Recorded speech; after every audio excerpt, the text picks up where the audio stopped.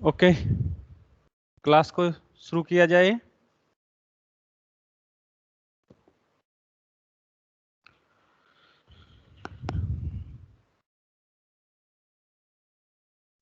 कल जो हम लोग डेफिनेशन डिस्कस कर रहे थे प्रोबेबिलिटी,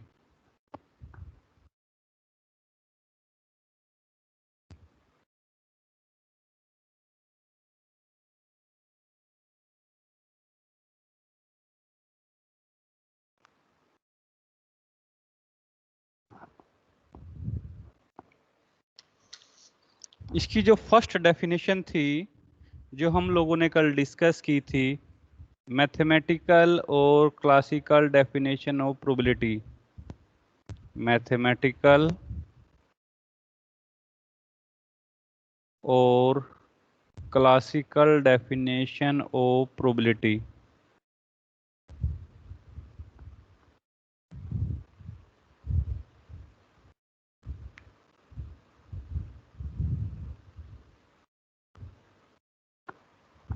वो डेफिनेशन क्या थी कि यदि किसी random experiment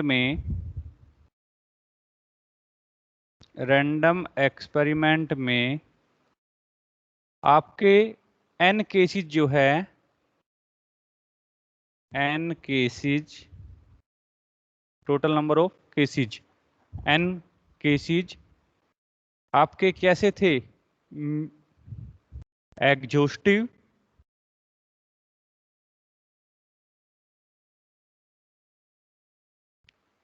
n cases means n outcomes या n इवेंट्स। आपने रैंडम एक्सपेरिमेंट किया और उसमें टोटल आपके n केसेस हुए। ये कैसे थे आपके? एग्जॉस्टिव। एक सेकंड जरा,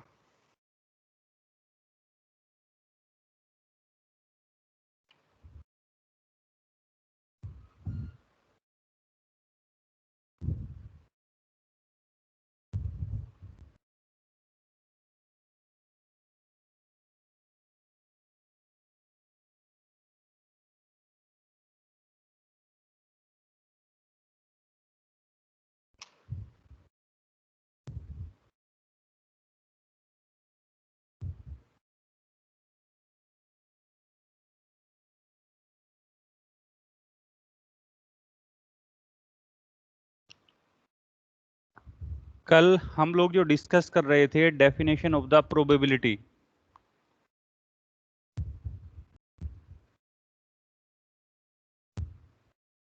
फर्स्ट डेफिनेशन जो थी हमारी प्रोबेबिलिटी के अंदर, मैथमेटिकल और क्लासिकल डेफिनेशन ऑफ, मैथमेटिकल और क्लासिकल डेफिनेशन ऑफ प्रोबेबिलिटी। ये क्या थी? आपने यदि कोई रैंडम एक्सपेरिमेंट किया, in random experiment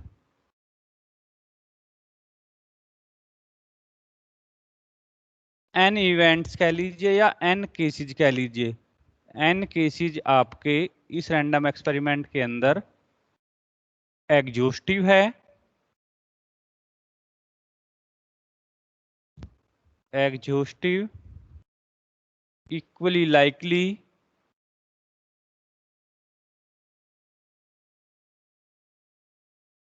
and mutually exclusive.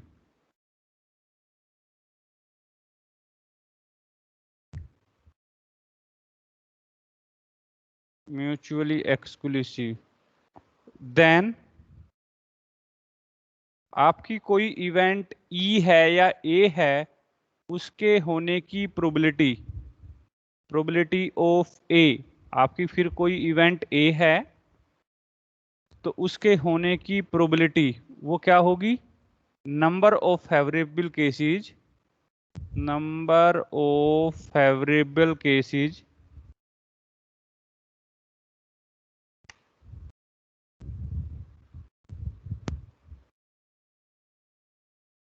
To event A upon number of total cases, number of total cases.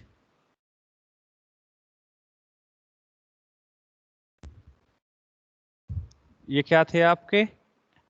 Number of favourable cases को m मान लीजिए कि इवेंट ए के फेवर में जो केसेज है वो हमारे m है, और नंबर ऑफ टोटल केसेज कितने हैं? n। तो m/n। अभी तक आप इसी डेफिनेशन को स्टडी करते थे, लेकिन इसमें कुछ ड्रॉबैक्स भी है। कल हम लोगों ने डिस्कस किए थे इस डेफिनेशन के, मैथमेटिकल डेफिनेशन ऑफ प्रोबेबिलिटी जो है, इसमें कुछ ड्रॉबैक्स है कि यदि आपकी केसेज, ये जो केसेज है ये इक्वली लाइकली नहीं है, तो वहां पे हम मैथमेटिकल डेफिनेशन ऑफ प्रोबेबिलिटी को इम्प्लीमेंट नहीं कर सकते। जैसे आपका कोई एक कॉइन है और कॉइन को आपने हेड के लिए बायज्ड कर दिया, कॉइन में कुछ ऐसा किया कि आपका हर बार आप उसको टॉस करें आपका हेड ही अपीयर हो, तो उस केस में आप इस डेफिनेशन को इंप्लीमेंट नहीं कर सकते। केस सेकंड, जैसे आपका कोई सीलिंग फैन है, वो हुक से टाई हो रखा है, उसके गिरने की प्रोबेबिलिटी, तो उसके गिरने की प्रोबेबिलिटी ये भी आप मैथमेटिकल डेफिनेशन ऑफ प्रोबेबिलिटी से कैलकुलेट नहीं कर सकते। नेक्स्ट, कोई ट्री है, उसकी जो ट्री के हम उस ट्री के लिए हमें जो हमारी पके हुए लीव्स है उसके लिए प्रोबेबिलिटी कैलकुलेट करनी है, तो वो इक्वली लाइकली का केसेस तो है, लेकिन हम इस डेफिनेशन को इंप्लीमेंट नहीं कर सकते। किसी ट्री की जो हमारी पेल लीव्स है उसके लिए प्रोबेबिलिटी मैथमेटिकल डेफिनेशन और प्रोबेबिलिटी की हेल्प से कैलकुलेट नहीं की जा सकती। ऐसे ही एग्जांपल्स आप हेयर्स का ले सकते हैं। जैसे किसी आदमी के जो ग्रे हेयर्स है उसके लिए हमें प्रोबेबिलिटी कैलकुलेट करनी है, तो उस केस में मैथमेटिकल डेफिनेशन ऑफ प्रोबेबिलिटी आपकी फेल हो जाएगी। तो कुछ केसेस ऐसे है जो इक्वली लाइकली नहीं है, वहां पे हम इस डेफिनेशन को इंप्लीमेंट ही नहीं कर पाएंगे, और कुछ केसेस ऐसे भी है कि इक्वली लाइकली भी है बट फिर भी हम इस डेफिनेशन को इंप्लीमेंट नहीं कर पाएंगे। जैसे यही एग्जांपल दिया मैंने, ग्रे हेयर्स के लिए प्रोबेबिलिटी कैलकुलेट करना, या जो आपकी पेल लीव्स है ट्री की उसके लिए प्रोबेबिलिटी कैलकुलेट करना, तो उस केस में इक्वली लाइकली तो है इवेंट्स, लेकिन मैथमेटिकल डेफिनेशन ऑफ प्रोबेबिलिटी आपकी इंप्लीमेंट नहीं हो पाएगी। ये इस डेफिनेशन की आपकी ड्रॉबैक्स है। नेक्स्ट, अब जब आपकी इक्वली लाइकली इवेंट्स नहीं है तो उस केस में हम प्रोबेबिलिटी कैसे कैलकुलेट करते हैं? तो नेक्स्ट डेफिनेशन जो है हमारी वो एक्जियोमेटिक बेस्ड है। Axiomatic based definition of probability, axiomatic based definition of probability, इसको नोट डाउन करिए अब जरा। इफ ये एस कोई हमारा सैंपल स्पेस है रैंडम एक्सपेरिमेंट का, W1, W2, W3 and Wn is a sample space of an random experiment, is a sample space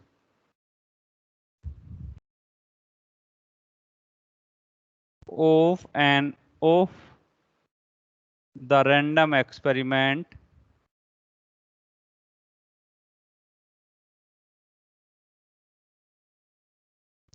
then following axioms are defined, then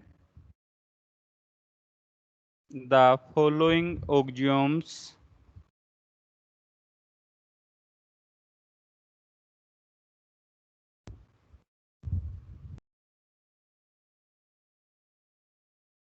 are defined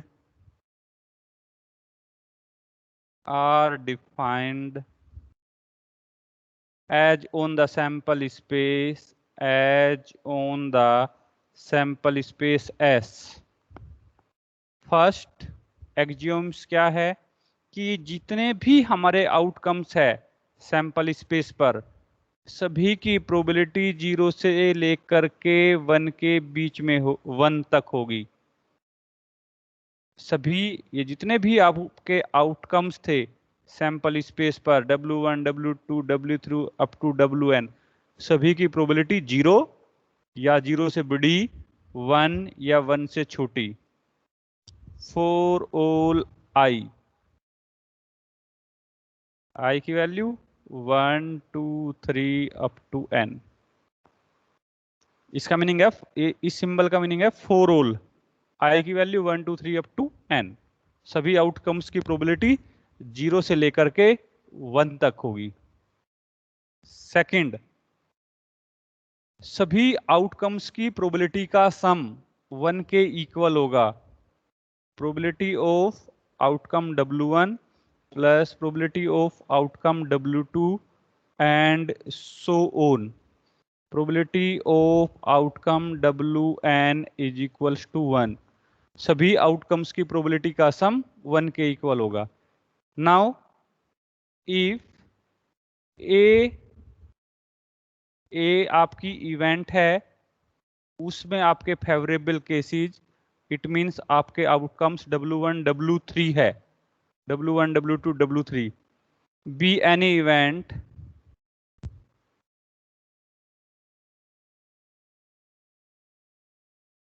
on the sample space S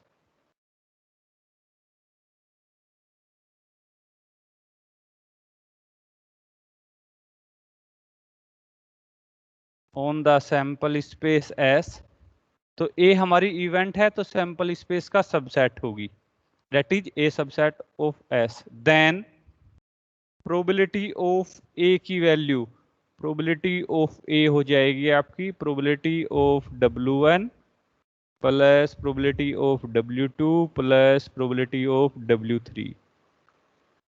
it is the definition based on the axioms and the definition is called the axiomatic definition of probability। ये हमारी second definition है।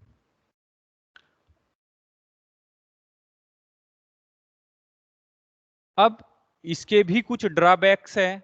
Drawbacks, इस definition के भी कुछ drawbacks है, कुछ कमियां हैं। केवल एक ही ड्रॉबैक मेंशन करेंगे, क्या कि यदि हमारे possible outcomes W1, W2, W3, Wn large number हो, तो उस केस में आपकी ये डेफिनेशन इंप्लीमेंट नहीं हो पाएगी। इसके ड्रॉबैक्स क्या है? ये जो आपकी फर्स्ट डेफिनेशन, वो इक्वली लाइकली के लिए काम नहीं कर रही थी। इक्वली लाइकली यदि आपके केसेस या आउटकम्स नहीं है तो वहां पे ये डेफिनेशन फेल हो रही थी। कब? जब आपके केसेस इक्वली लाइकली नहीं थे, या कुछ केसेस ऐसे थे जो इक्वली लाइकली थे लेकिन वहां पे भी हम इस डेफिनेशन को इम्प्लीमेंट नहीं कर पा रहे थे। तो उस सिचुएशन में हम सेकंड डेफिनेशन पे आए, एक्जियोमेट्रिक डेफिनेशन ऑफ प्रोबेबिलिटी, कि यदि आपके आउटकम्स जो है इक्वली लाइकली नहीं है तो हम इसको इम्प्लीमेंट कर सकते हैं। ये सेकंड वाली दोनों केसेस में इम्प्लीमेंट कर सकते हैं। इक्वली लाइकली के केस में, इक्वली लाइकली है तब भी कर सकते हैं, यानी कि जहां पे फर्स्ट वाली इंप्लीमेंट हो रही है मैथमेटिकल डेफिनेशन ऑफ प्रोबेबिलिटी, वहां पे एक्जियोमेट्रिक को तो अप्लाई कर ही सकते हैं, लेकिन जहां पे आपकी फर्स्ट वाली डेफिनेशन फेल हो रही है वहां पे सेकंड वाली को अप्लाई करेंगे। सेकंड वाली को उस केस में तो कर ही सकते हैं जहां पे मैथमेटिकल डेफिनेशन इंप्लीमेंट हो रही है, लेकिन यदि वो आपकी मैथमेटिकल डेफिनेशन ऑफ प्रोबेबिलिटी जहां जिन केसेस में फेल हो रही है, जो आपकी केसेस इक्वली लाइकली नहीं है, वहां पे हम इसको second definition, axiomatic definition of probability को इंप्लीमेंट कर सकते हैं।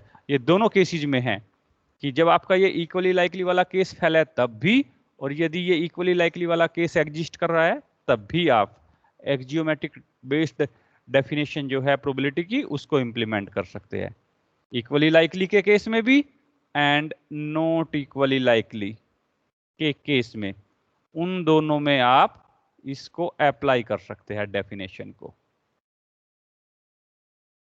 कब इसके ड्रॉबैक्स क्या है, कब अप्लाई नहीं कर सकते, कि यदि आपके केसेस आउटकम्स लार्ज है, W1 W2 W3 up to ये लार्ज नंबर हो जाए,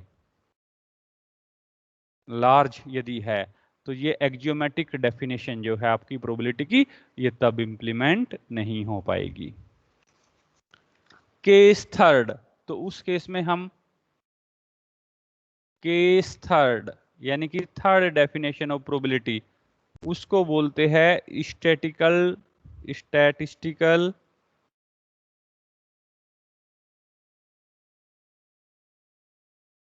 डेफिनेशन ऑफ प्रोबेबिलिटी।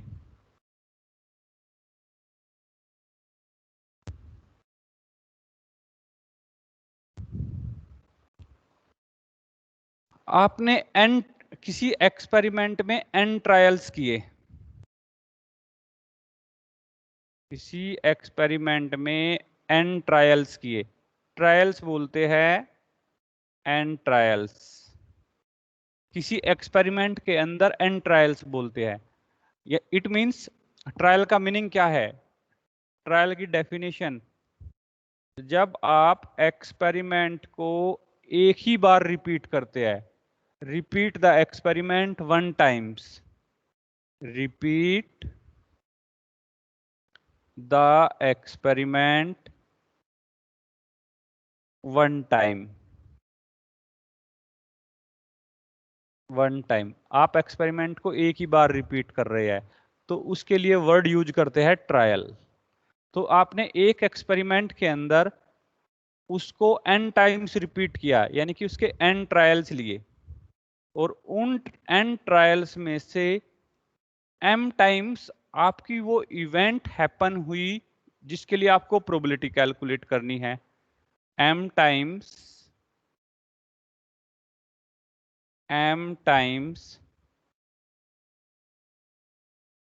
आपकी जो इवेंट है वो अकर हुई, m टाइम्स आपकी इवेंट अकर हुई, m टाइम्स आपकी इवेंट e अकर्स हुई, तो then probability of event e वो क्या हो जाएगी, m/n। और यदि हमारे ट्रायल्स लार्ज नंबर है तो n tending to infinity,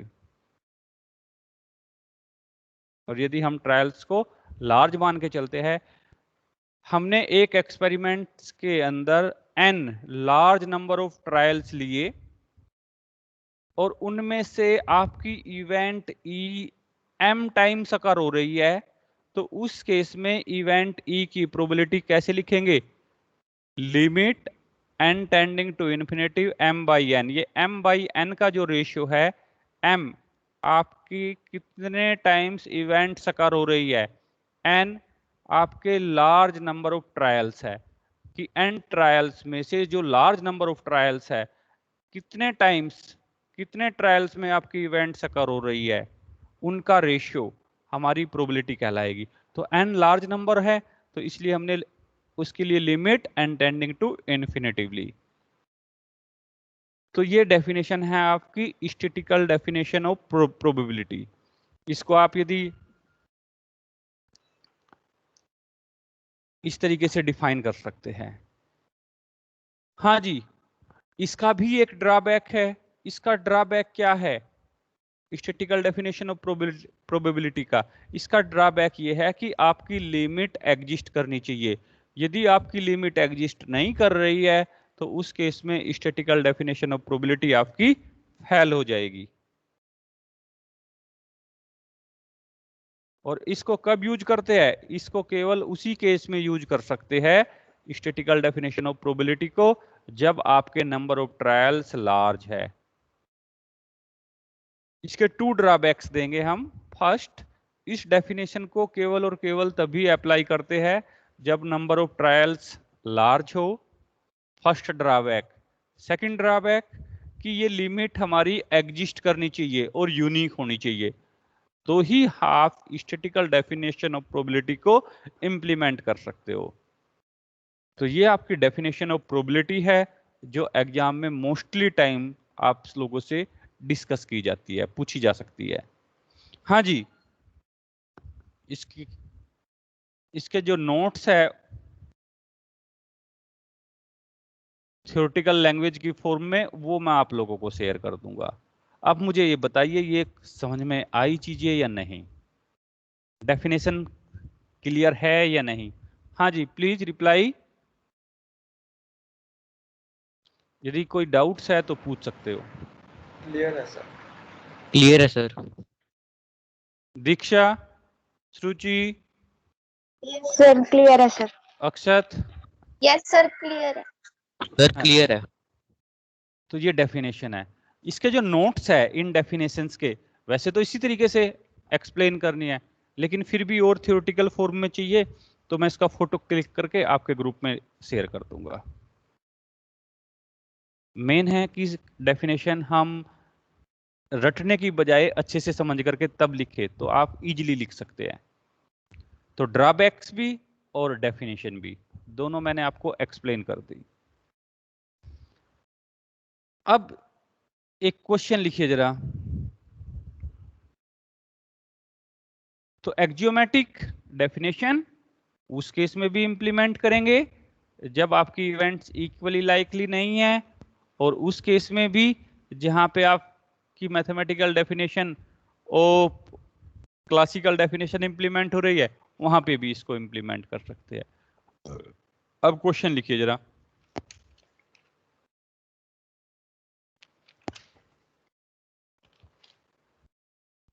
question,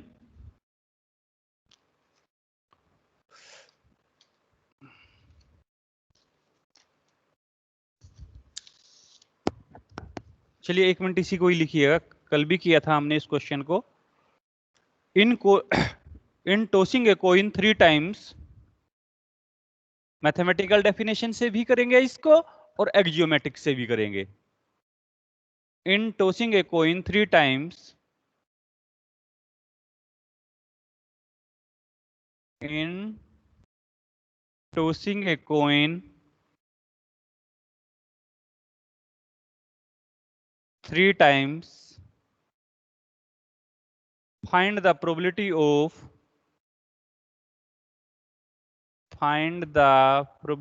of getting at least 2 head. Getting at least 2 head.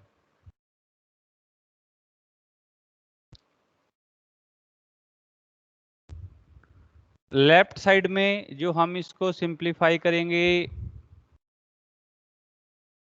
वो मैथमेटिकल डेफिनेशन की हेल्प से करेंगे।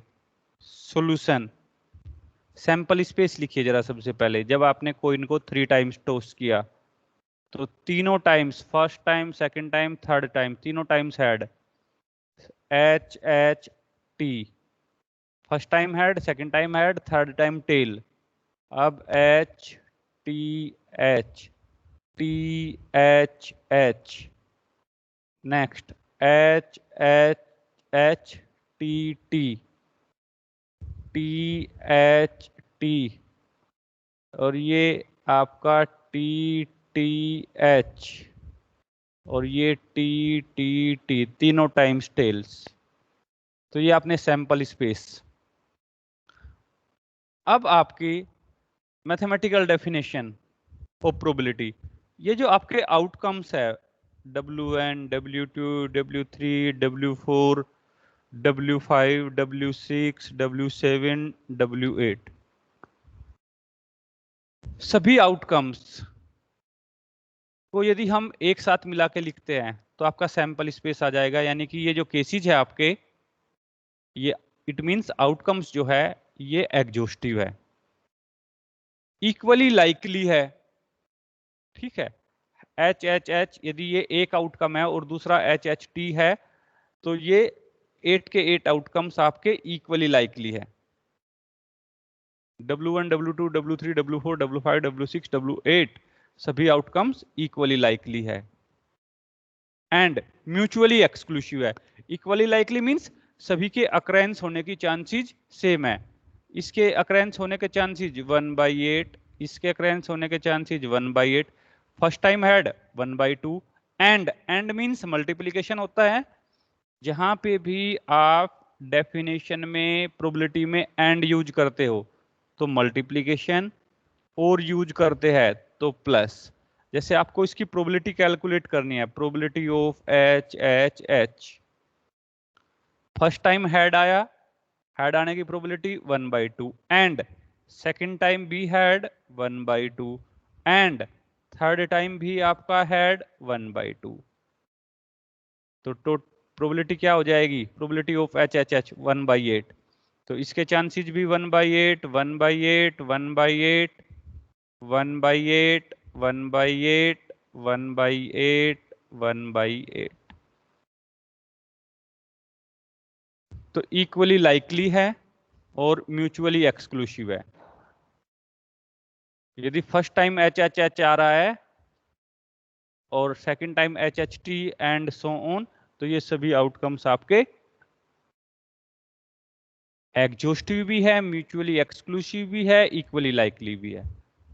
अब आपको इवेंट ए के लिए प्रोबेबिलिटी कैलकुलेट करनी है। इवेंट ए क्या है कि एट लीस्ट 2 हेड, कम से कम 2 हो, तो ज्यादा कितने भी हो सकते हैं, H H H, H H T, H T H और टी एच एच।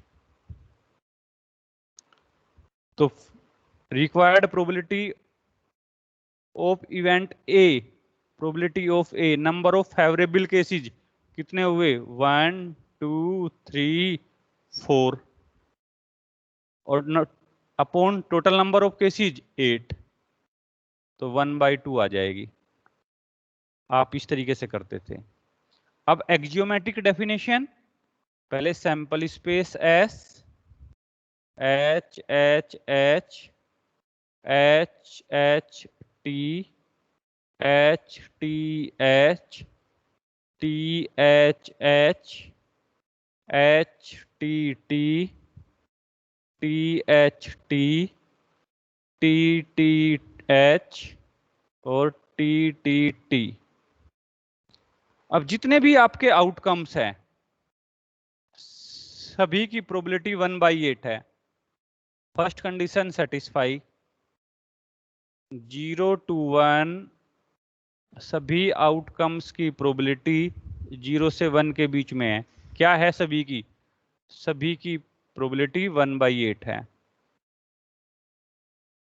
सभी आउटकम्स की प्रोबेबिलिटी 1/8।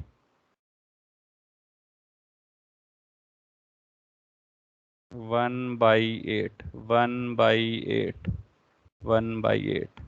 तो first condition satisfy, first axioms satisfy. Second,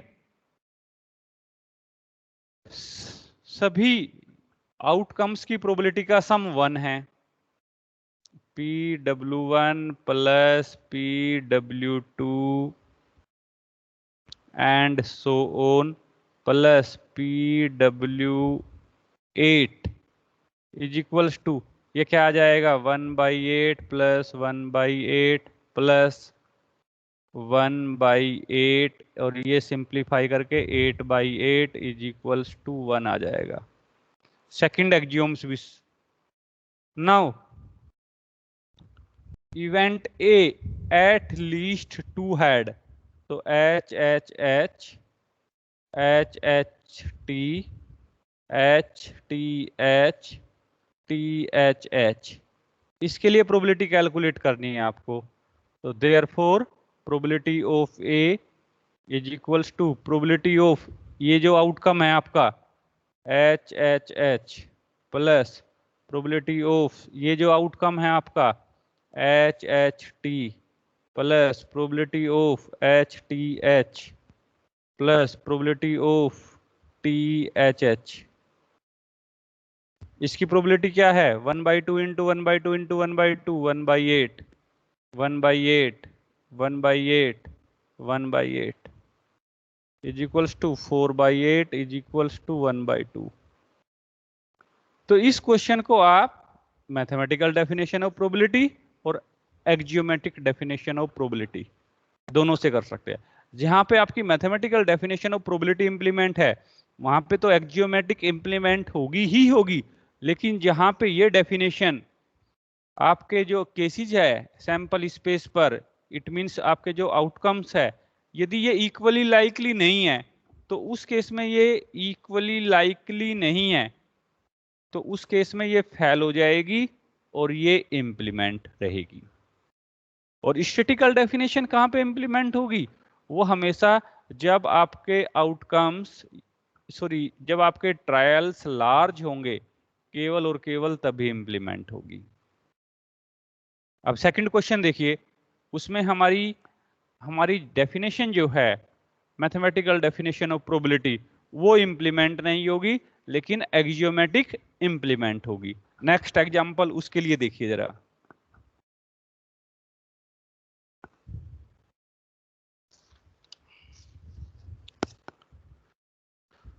next example लिखिए जरा, इंपॉर्टेंट भी है। A coin is tossed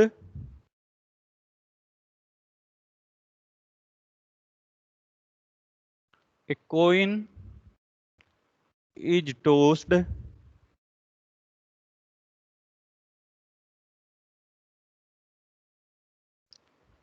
if if the coin shows head, if the coin show the head, if the coin shows the head, toss it again, toss it again, but if the but if coin shows the tail, coin shows the tail,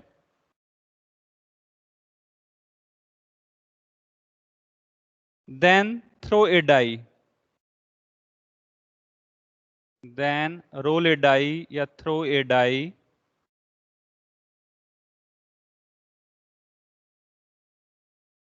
full stop. Find the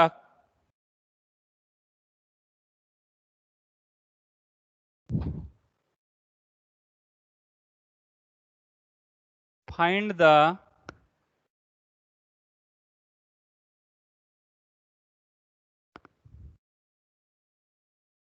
एक minute जरा,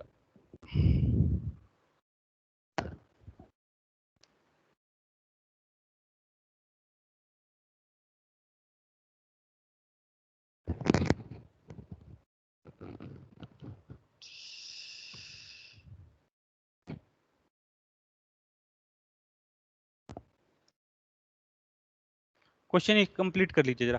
find the conditional probability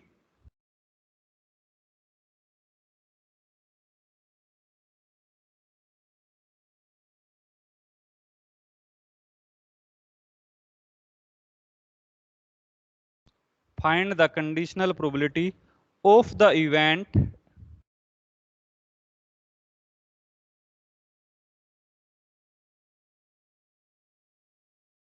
that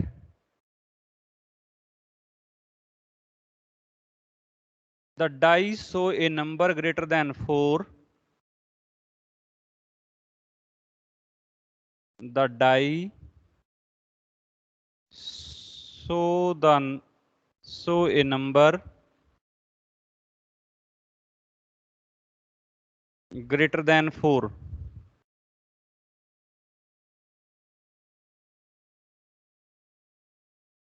given that there is at least one tail, given that there is at least one tail,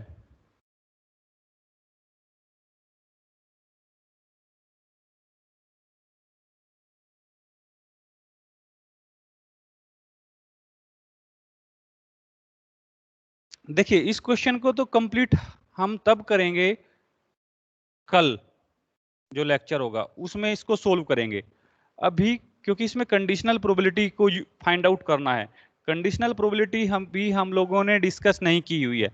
बस मैं केवल इसका sample space और sample space की help से ये एक्सप्लेन करना चाह रहा हूं कि आप जो मैथमेटिकल डेफिनेशन ऑफ प्रोबेबिलिटी है उसको क्यों नहीं इंप्लीमेंट कर पाएंगे और एक्जियोमेट्रिक डेफिनेशन ऑफ प्रोबेबिलिटी को ही क्यों इंप्लीमेंट करेंगे। या आपने कॉइन को टॉस किया, कॉइन को जब आपने टॉस किया तो उसमें आपकी दो पॉसिबिलिटी है, हेड एंड टेल। जब आपका हेड है, कॉइन को टॉस किया तो हेड आएगा या टेल आएगा। यदि कॉइन हेड शो कर रहा है, ये आपका एच है, तो कॉइन को नेक्स्ट टाइम फिर टॉस किया जाएगा। इट मींस कि आपके हेड या टेल कॉइन के ऊपर फिर से शो हो सकते हैं। अगर आपका टेल है तो उस केस में डाई को रोल किया जाएगा और डाई के ऊपर जो आपकी पॉसिबिलिटी है 1 आ सकता है, 2 आ सकता है, 3 आ सकता है, 4 आ सकता है, 5 आ सकता है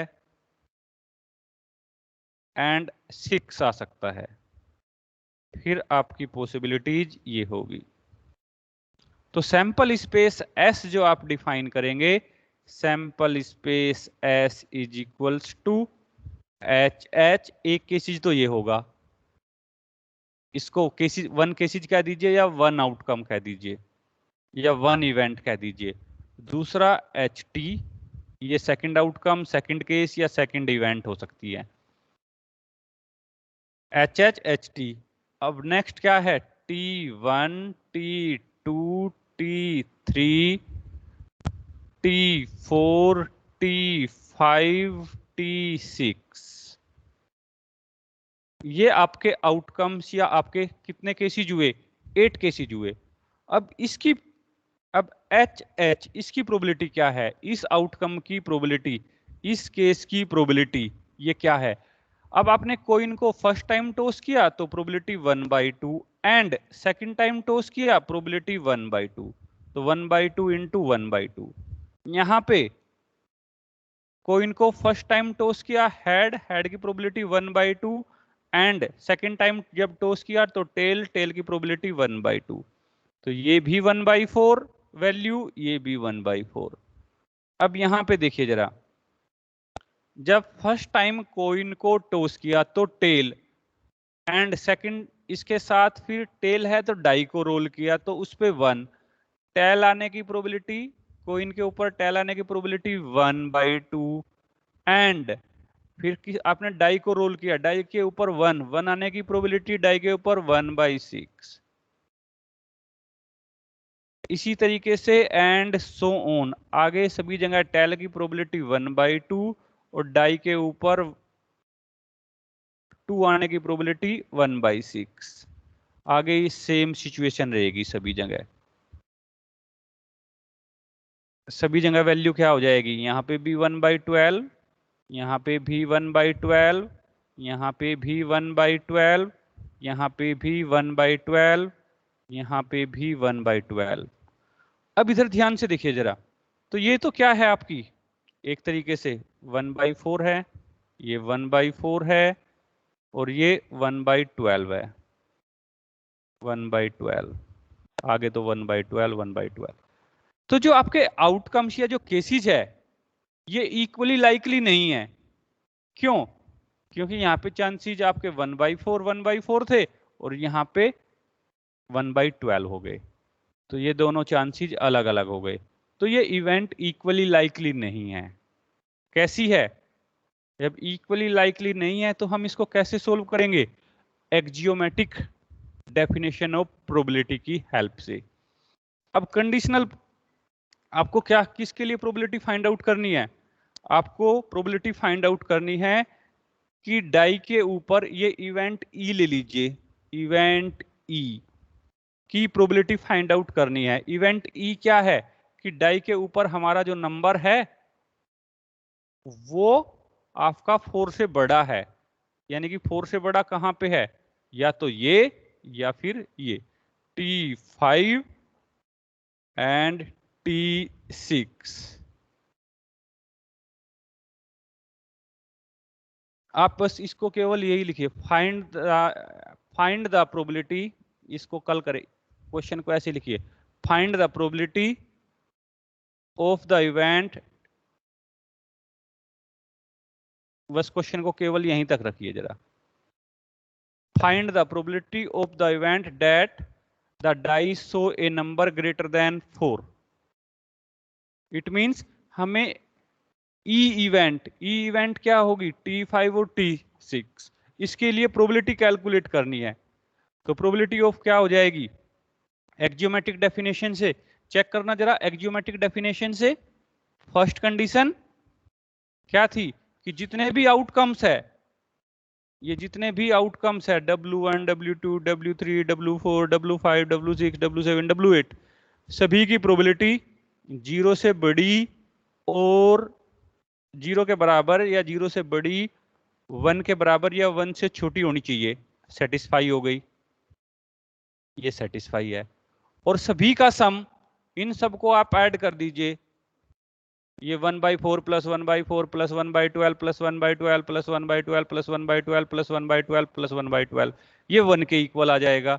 तो प्रोबेबिलिटी ऑफ ई हो जाएगी आपकी, probability of E is equals to probability of T5 plus probability of T6। तो इसकी वैल्यू क्या आएगी, प्रोबेबिलिटी ऑफ टेल आने की प्रोबेबिलिटी 1/2 एंड 5 आने की probability 1/6 plus probability of tail आने की प्रोबेबिलिटी 1/2 और 6 आने की प्रोबेबिलिटी 1/6।